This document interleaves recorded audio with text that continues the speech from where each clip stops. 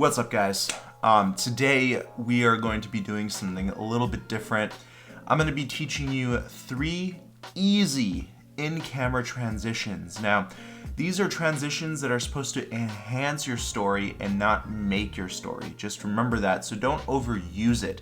Use it to make a more creative story.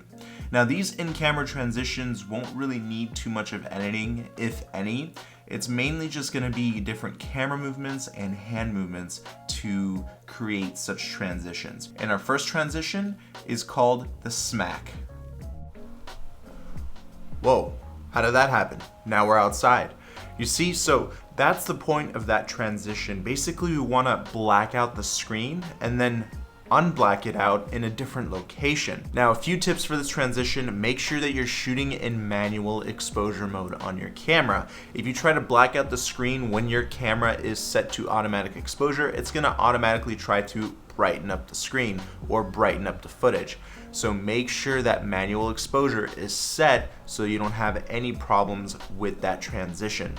Also, sometimes autofocus might be a little bit trippy, so either set it to manual focus, or if your camera is pretty good with its focusing, then you can just leave it on. Alright, on to the next transition. Hey, there you guys are. Alright, so that was our first transition. Actually, let me fix this up a little bit, make it a little bit brighter. There we go. So that was our first transition. Our next transition is called the whip pan. And basically, this is a simple motion, and all we have to do is quickly twist our camera. I'm gonna be showing you how to do that in just a moment. And what this is gonna do is it's actually gonna create a lot of motion blur, and that's automatically gonna merge us into our next location. So check it out. This is what we're gonna do. Grab our camera and do a quick whip. Whoa, how did we end up here? See that little flick of the wrist? That's the magic trick.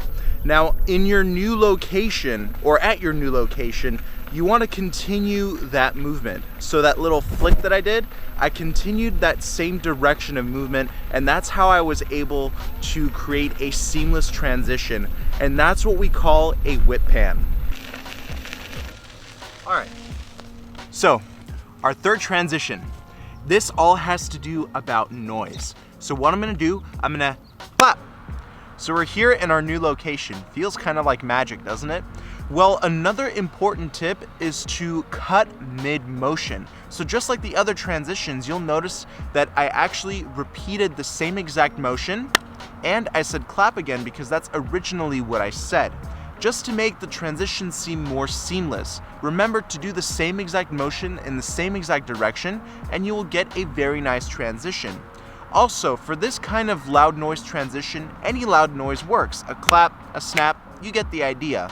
And it also helps out to remain in the same part of the frame. Now let's talk about the whole editing process. Let's first talk about that quick hand motion where I covered up the lens and then took it off. Basically what I did is I put those clips side by side. So if we take a closer look here, you'll notice if I go frame by frame, I cover up the lens, and then boom, I wait for the whole entire screen to turn black, and then I right away transition or just start the next clip right at that point, because my next clip also has that blacked out frame. And then we get a seamless transition as if nothing actually happened, and then we end up in a new location. We start off with that same exact frame because both clips have a blacked out frame, so it's very easy to transition between the two clips.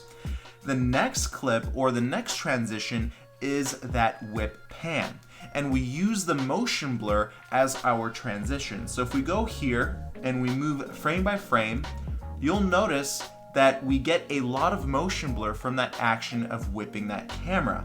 And because our next clip has that exact same motion with very similar motion blur, it's a seamless transition. As you can see here, I'm going frame by frame, and we can see that motion blur. See that? And it's a seamless transition. Our last transition involves noise. So what I did, I took not only motion, but I took sound. And because we had 2 elements, it made our transition even smoother.